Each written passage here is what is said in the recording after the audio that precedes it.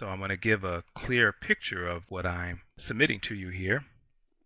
To look at this road here that is diverging here and kind of examine what you see here. There is at the top there it says desired direction, and if you'll look to the right of the image there, it says the relative homeostasis or the misdirection.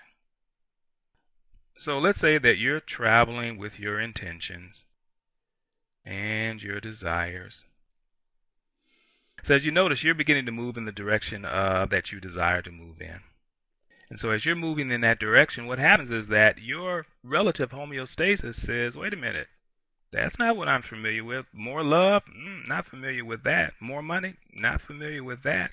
More confidence? Not familiar with that. So what your unconscious mind does is it says, okay, it's time for me to get to work here. And so what it does is that it pulls you down into that relative homeostasis, into the misdirected direction, because it's saying, I want to maintain normalcy. That's what an organism does. I want to maintain normalcy. Unfortunately, it is maintaining that relative normalcy. What it has been conditioned to know is who it is.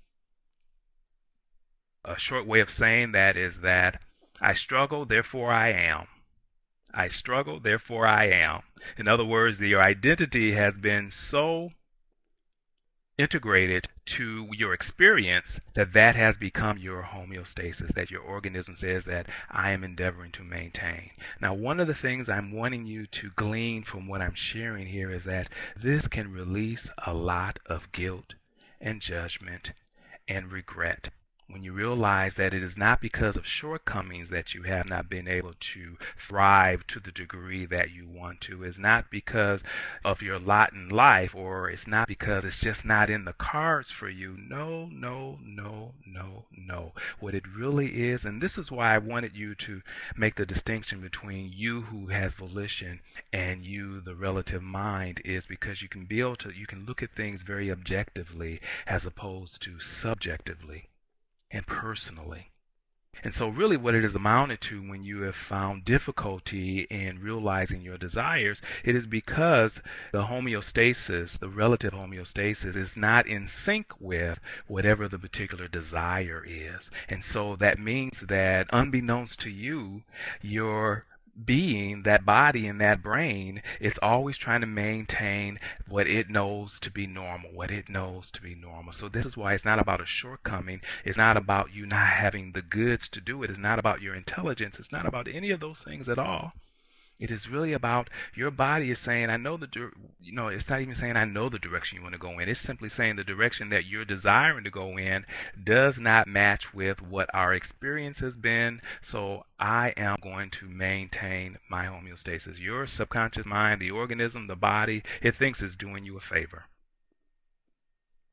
So now we're going to talk about how do we change that homeostasis, leading us into secret number 5.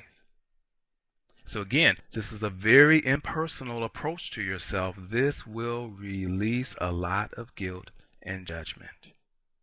So from now on, I want you to consider resistance as simply meaning that something is not yet wired. Something is not yet familiar in your brain. The homeostasis of what you desire has not yet been acclimated to.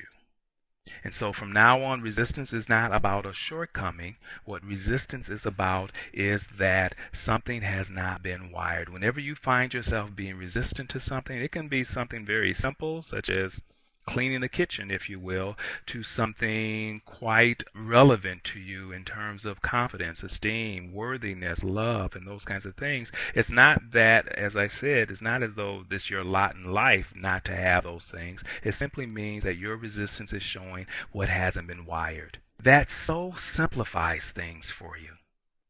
When you look at any resistance you have, not as some personal shortcoming that you have to struggle through or overcome, it simply means, what I'm desiring hasn't been wired yet. And this is how I want you to see any resistance that you notice or recognize is that, something hasn't been wired. That is your cue, if you will, to know something hasn't been wired yet. The mini me there has not been wired for whatever that desire is yet. Because once the wiring is there, trust me, the desires that you desire to experience, they come as a natural consequence of what has been wired. And actually, it's no different than what is going on in your world and in your affairs now. You're experiencing the consequences of what has been wired by hook or crook, intentionally or unintentionally, what has been wired. And so anytime there's resistance, that it's not really resistance, that's what we're calling it, but in truth, it means that something has not been wired.